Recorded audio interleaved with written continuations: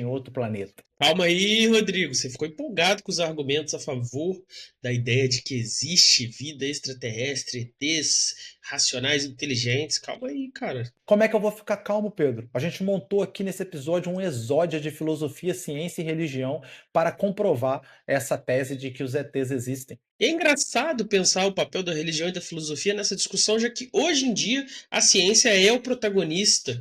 Quando se especula, quando se pensa sobre isso, a gente pensa em puramente termos científicos, mas a religião e a filosofia têm um papel fundamental. Então, o que a gente vai ver hoje, Rodrigo? Passando de Giordano Bruno a Kepler e Galileu, passando da literatura de Fontenelle até Immanuel Kant e chegando no kardecismo, no espiritismo, a gente vai provar, vai demonstrar cabalmente, acabou, fim da discussão, Deus criou ETs. Eu sou o ainda cético Pedro Cortá, esse aí é o empolgadíssimo, envolvidíssimo, o espírita que não é espírita, Rodrigo R. de Carvalho, e vai começar mais um Não Precisa Copiar.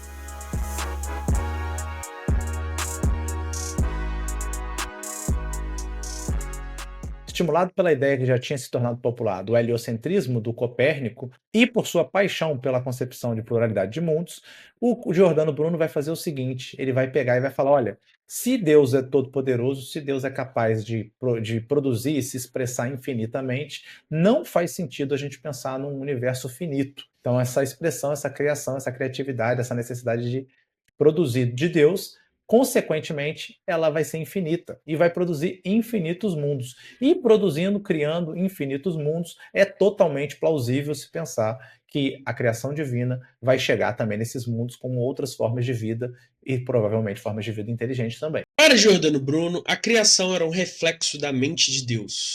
E por isso, a criação também deveria ser plural e infinita, como Deus é. Então ele vai rejeitar completamente a ideia de um universo estático e hierárquico, que era comum naquela época, argumentando que o universo era todo preenchido por uma substância dinâmica em eterno movimento, e que esse movimento levaria à criação de diversas e diversas estrelas que a gente vê no céu, e essas estrelas seriam similares ao nosso Sol e, portanto, teriam também na sua órbita planetas, como nós orbitamos ao redor da nossa estrela. Já dá para ver, né, Pedro, por que essa ideia é problemática, né? Ele tirou a centralidade do planeta Terra e da humanidade como especiais do ponto de vista divino.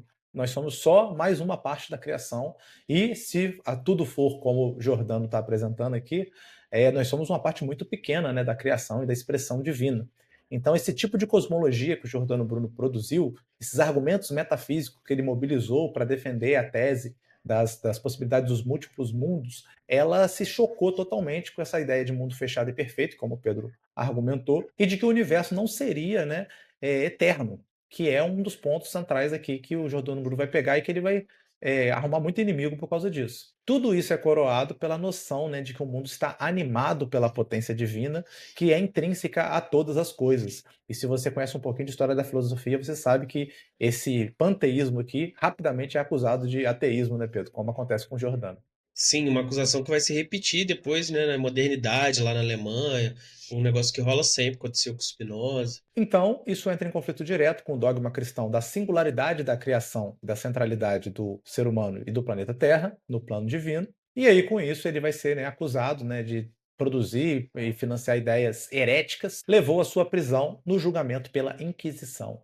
Giordano Bruno se defendeu argumentando que suas questões eram questões filosóficas e não teológicas. Existiam especulações diversas nas universidades. O problema para a Inquisição era quando isso entrava em questões de dogmas teológicos. Como existia uma sociedade extremamente teocêntrica na época, qualquer violação desses dogmas ameaçava essa ordem da sociedade e a visão de que isso era em si só um bem e deveria ser protegido. Mas o argumento dele não foi aceito, porque, como o Rodrigo falou, essa visão em si já coloca em xeque essa importância do ser humano e várias outras coisas que são derivadas dessa ideia de um cosmos único e hierárquico construído ao redor da ideia de Deus e do ser humano numa relação. Por exemplo, Rodrigo. Então, parte da heresia existencial do Giordano é justamente falar sobre esses mundos habitados que criariam um problema teológico insolúvel para a questão do pecado original, como o Pedro já falou, encarnação de Cristo, quer dizer, o Cristo ia ter que encarnar em todos os mundos, ou teria vários Cristos, O problema do plano da salvação também seria um problema. Como é que você ia equacionar agora esse plano da salvação, que depende da encarnação de Cristo, em vários mundos? Então, tudo isso que é considerado exclusividade da humanidade e que está fechadinho teologicamente, está organizado teologicamente, ia entrar em uma crise terrível e que teria que ser tudo repensado. A gente ia ter que refazer uma teologia cristã, né, Pedro? A gente ia ter que refundar a teologia cristã sob novos marcos, se isso fosse admitido como possibilidade teológica. Exatamente. E lembra, por exemplo, que na interpretação católica, aquele episódio lá de Mateus, da pedra, e o outro da Santa Ceia, onde Jesus ora para que Pedro fortaleça a fé dos seus irmãos, são vistos como um episódio de instituição da igreja. E a partir dali a igreja tem uma autoridade, e essa autoridade depois vai instituir os concílios, vai legitimar outras práticas, essa questão da autoridade. E aí, por exemplo, sem isso, se você, por exemplo, tem várias encarnações e instituindo igrejas ao redor do cosmos, como é que funciona agora se uma igreja reconhece uma coisa e outra não? Porque nessa teologia aqui, se os protestantes fazem diferentes, eles estão errados porque a autoridade foi instituída aqui na encarnação que teve esse episódio de Mateus e pronto, está resolvido. Agora, se existe uma outra encarnação em Alpha Centauri que fez diferente, isso gera um problemaço para toda a teologia. Lembrando que vários desdobramentos teológicos, várias explicações, refinamentos teológicos, são derivações dos concílios que foram depois, posteriores. Então, isso tudo está amarrado nessa constituição teológica. E essa visão ameaça isso. Então, em última análise, a gente pode dizer que não é um problema com a filosofia de Giordano Bruno. É um problema com a ameaça que essa visão faz à teologia, que o sistema ptolomaico aristotélico casava muito bem. Mas nessa época a ideia dessa coesão teológica ser garantida até mesmo pela força existia, e aí o Giordano Bruno se recusa a se retratar. No finalzinho do processo, né, se você fosse condenado, você recebia a oportunidade de se retratar, pedir perdão pelos seus erros e seguir em diante, mas o Giordano Bruno se recusa e aí ele vai para a fogueira. E se o plano da igreja era matar de vez essa possibilidade, esse tipo de raciocínio, esse tipo de ideia, ela falhou miseravelmente, porque apesar da execução do Giordano, suas ideias se disseminaram como rastilho de pólvora e vão ecoar lá na frente no iluminismo com o avanço da ciência e duas figuras centrais que vão surgir, que é o Kepler e o Galileu. Quem não sabe, né, o Kepler é um astrônomo alemão que viveu ali no período pós-reforma protestante. Os cientistas se sentiram um pouco mais livres para fazer suas pesquisas, sem se preocupar muito se estavam ferindo ou não, né, os dogmas cristãos. O Galileu tinha descoberto as luas de Júpiter e isso teve grande influência sobre Kepler, que falou, cara, curioso, né, essa gravidade, essa orbitação das luas de Júpiter, muito parecido com a da Terra. Tem um negócio aí que a gente precisa dar uma olhada. E aí, aspas do Kepler depois de ler Galileu. Cada planeta é servido por seus próprios satélites. Dessa linha de raciocínio, deduzimos o seguinte: com mais alto grau de probabilidade, Júpiter é habitado. Então, um dos grandes nomes da ciência da física acreditava em alto grau de probabilidade na possibilidade de vida extraterrestre.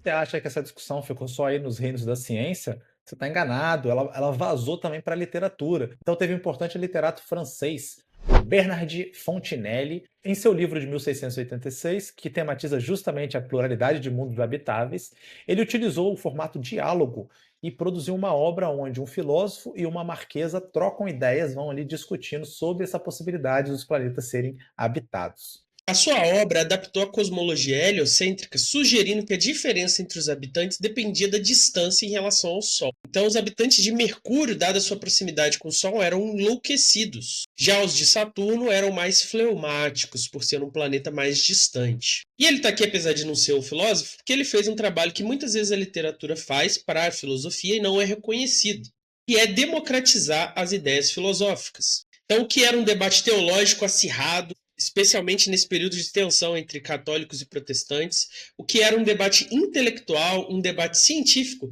se torna agora um debate de botequim. Você lia o livro e ia discutir com seus amigos a possibilidade. Como era uma ficção, reconhecidamente, você podia discutir de maneira mais leve, sem compromisso nenhum. E isso deixava de ser algo tenso e se tornava algo, em primeiro lugar, uma coisa que ia para a boca do povo e que podia ser discutido com leveza. E inicia aí a tradição do debate sobre a vida fora da Terra, sobre a pluralidade dos mundos, ser agora levado para a ficção científica, literária ou no cinema, que é hoje muito mais prevalente, né? Em nossa lista não poderia faltar ele, né? Immanuel Kant. A gente falou que isso reverberou no Iluminismo e agora chegou o momento auge, né? O ápice máximo do Iluminismo com o Kant. Mas não é o Kant que você está pensando, não é o Kant pós-crítica da razão pura. Esse aqui é o Kant, né, teológico, né, Pedro? É o Kant pré-crítico, é o Kant que ainda está em sono dogmático. Ele vai escrever um livro chamado A História Natural Universal e a Teoria do Céu. Quem diria que você ia que Kant ia escrever um livro sobre um negócio desse, mas ele vai discutir uma cosmologia aí. E choquem-se vocês agora. Sabe o que o Kant está discutindo nessa obra? Ele está discutindo, tentando usar a física newtoniana, né, que ele gostava muito, que ele achava assim, o suprassumo da cientificidade do período. Ele queria discutir se a distância do Sol moldaria ou não características físicas em seres vivos. Então, vamos pensar que seres, sei lá, vivendo no planeta, no Plutão. Plutão não é mais planeta, né? Mas vamos deixar o Plutão como planeta aqui. Na época do Kant era. Se bem que não Na sabia época do de Plutão na nem época do sabia que Kant. existia Plutão. É. Mas, enfim, o Plutão, por estar muito distante, essa distância do Sol formataria seres vivos e, se a gente quiser pensar seres racionais, de maneira totalmente distinta. Queria utilizar um método científico ou proto-científico para tentar fundamentar essa ideia. Então, quem diria, né, que o Fontenelle ia conseguir chegar no ápice da ciência kantiana?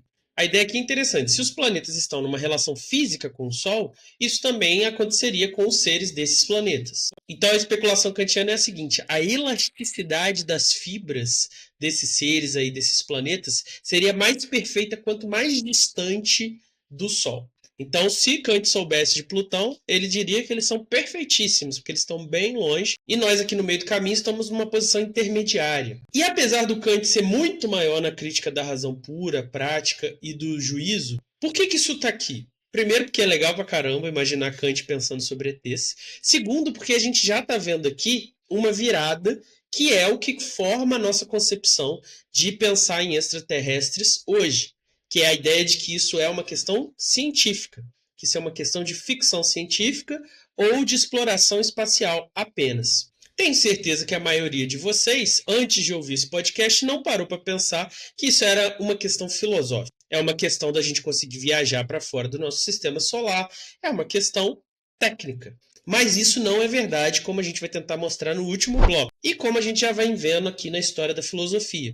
E aqui no caso do Kant, a gente está vendo isso na valorização da ciência a partir do iluminismo. Então, quando você vai ler lá a Crítica da Razão Pura, você vai ver ele falar isso expressamente. Nosso objetivo aqui é alcançar o que a física alcançou. Uma ciência tão perfeita que avança tanto, que tem certeza dos seus conhecimentos. Acho que ele ficaria em choque, né, Rodrigo, se ele chegasse no século XX. Então aqui a gente vê o primeiro passo na astrobiologia que hoje a gente está e que Humberto agora está lutando para reverter e tomar de volta essa que é uma das questões mais interessantes da especulação para a filosofia. Mas isso sem descartar o que a gente sabe da ciência. A questão é compatibilizar, né, Pedro, o que a ciência está dizendo com uma reflexão filosófica sobre o assunto. E falando em Humberto Schubert, o que vai acontecer no século XIX é justamente a chegada, né, do Espiritismo, a ascensão do Espiritismo de Allan Kardec, que vai dar um novo gás teológico à ideia de pluralidade de mundos e de vida em outros planetas. E isso porque no Livro dos Espíritos ele afirma categoricamente que todos os globos que se movem no espaço são habitados. E o argumento do Kardec, ele já apareceu, é bem verdade, né, Pedro? A gente já discutiu ele aqui, que é uma noção, né, uma mistura de uma combinação de racionalidade com moralidade e com a ideia de que é uma concepção muito orgulhosa e vaidosa da humanidade achar que ela é tão especial para o único planeta que existir vida vai ser o planeta dela. E a humanidade ser o único que conhece Deus, e ser o único que Deus criou, e é o único que é a imagem e semelhança de Deus. Tendo em vista que a gente não pode dar vazão a essa vaidade, a gente tem que ter a concepção de que é absolutamente possível e provável, inclusive, que, assim como Deus criou a gente, ele tenha criado outros planetas e outros seres racionais e outros seres morais. Isso é absolutamente plausível, filosoficamente falando, e teologicamente falando, do ponto de vista do kardecismo, isso também vai aparecer argumentativamente. Como isso aparece na teologia kardecista? Os kardecistas, como você bem sabe, eles acreditam na transmigração da alma, né, na reencarnação, que a sua alma não só permanece, mas ela vai encarnando e reencarnando num processo infinito, né, de aperfeiçoamento.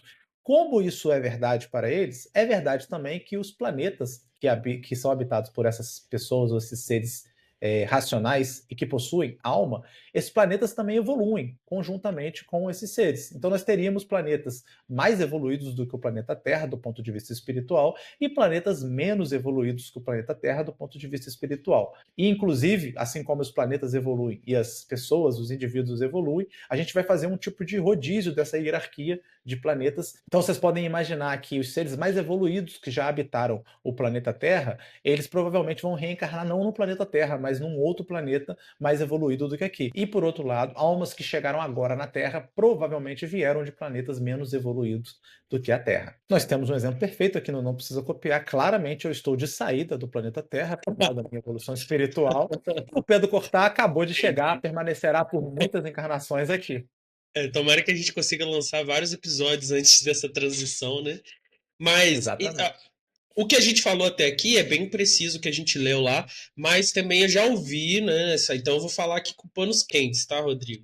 Eu já ouvi também algumas especulações, parece que tem alguns livros sobre isso. Se tiver algum espírita aí nos ouvindo, deixa o comentário que a gente joga no comentando comentários. Que, por exemplo, nós temos saltos, né, na história da humanidade, saltos tecnológicos, saltos morais, saltos intelectuais. Isso seria consequência dessas reencarnações entre mundos. Porque você tem um mundo mais evoluído, vamos chamar aqui de mundo A. Esse mundo está passando por um novo nível, um novo patamar. Quem não está evoluído, quando morrer, vai encarnar na Terra, entendeu? Porque não tem mais espaço nesse outro mundo aqui. E aí, essas pessoas, mesmo sendo podres lá no mundo A, aqui na Terra elas são excelentes. Então são elas que vão ser a vanguarda dessas grandes transformações, dessas grandes revoluções. E aí a mesma coisa poderia estar acontecendo com a Terra agora, Rodrigo. A gente vê que tem pessoas terríveis e pessoas excelentes, santos, assim, reconhecidos.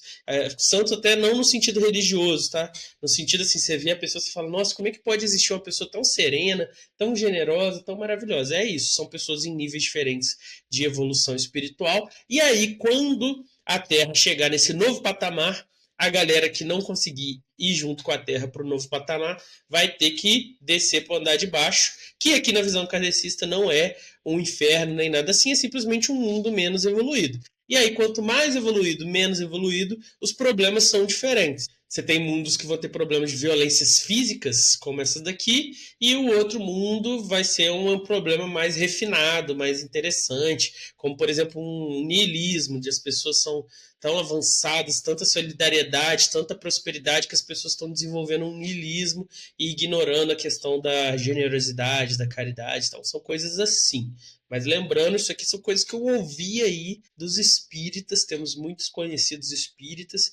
Essa parte eu não li, não sei exatamente, mas eu acho interessante, por isso que eu estou comentando aqui. Minha madrinha Eliane sempre fala isso, né? Que a Terra é um planeta em regeneração, que seria ele tá upando de nível, a gente poderia dizer, né? Ele está saindo de um nível mais baixo e chegando ali no nível médio, e por isso que a gente está passando por essas turbulências todas. Tem um sintoma da regeneração acontecendo. Então, você vê que a religião espírita é bem hegeliana, né, Pedro? Essa ideia de processualidade, de transformação, de síntese, de oposição. Então, é bem forte neles. E aí, só um adendo também, não necessariamente só existem vida extraterrestre encarnada, porque os postos de trabalho dos espíritos podem ser, inclusive, na órbita aqui da Terra, pode ser lá em Júpiter, ter lá, tipo, um escritório, uma colônia, aí você desencarna, visita lá, faz as suas coisas, volta.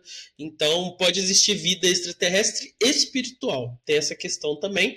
E a ideia aqui toda, a partir dessa especulação, é a visão de que Deus não faria nada de inútil. Então, esse universo infinito, gigantesco, ele tem que ter um propósito. E o propósito seria distribuir essa evolução espiritual. Então, é uma necessidade lógica a partir da evidência que nós temos de que existem infinitos planetas. Me ocorreu aqui, Pedro, o Star Trek.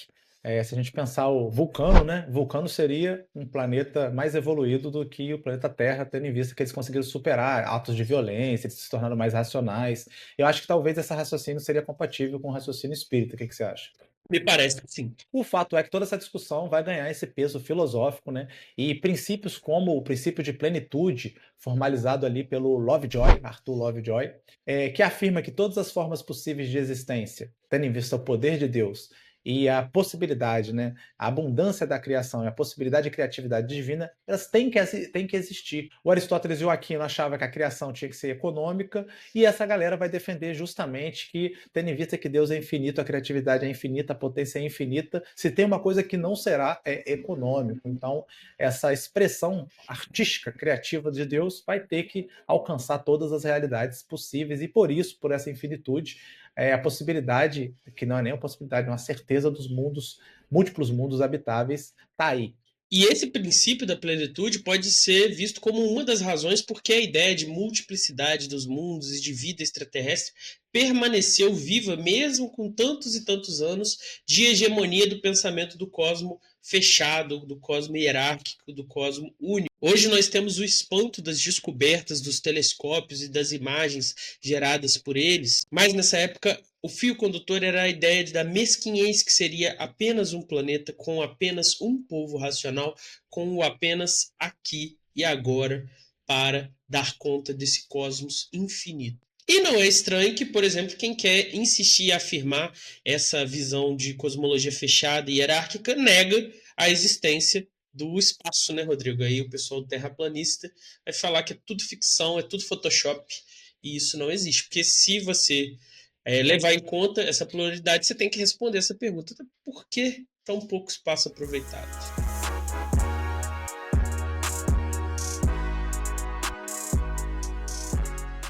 Se você está gostando do nosso conteúdo, você pode apoiar a gente pelo Catarse. Você vai lá, cadastra seu cartão de crédito, vai pingar um cafezinho para a gente todo mês. Ou então, você pode também mandar um pix para nprecisacopiar@gmail.com. É a outra possibilidade. Fazendo qualquer uma das duas coisas, você vai ter acesso ao nosso grupo secreto, onde o Pedro envia todo dia lá uma loucura qualquer de filosofia. E em breve outras novidades. Mas também, se você é um duro, se você é um ET que acabou de chegar na Terra e não tem nem um centavo no seu bolso, afinal ET também não tem bolso, né, Rodrigo? Tem esse problema aí dos alienígenas que não tem bolso, não tem Pix, não tem identidade, não tem CPF. Você pode apoiar divulgando com os outros planetas fora da nossa órbita que você tem acesso, mandando os vídeos longos, o podcast ou os filezinhos verticais, aquilo que você achar que mais faz sentido.